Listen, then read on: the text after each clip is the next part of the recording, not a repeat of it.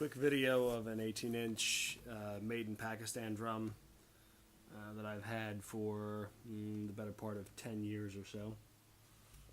And there's a shot at the back. Pretty even skin overall, but very thin for an 18-inch drum. And the small patch you see there is from a small hole that got poked when it was fell on something on stage. We'll start with a bundle style tipper here and see how it sounds.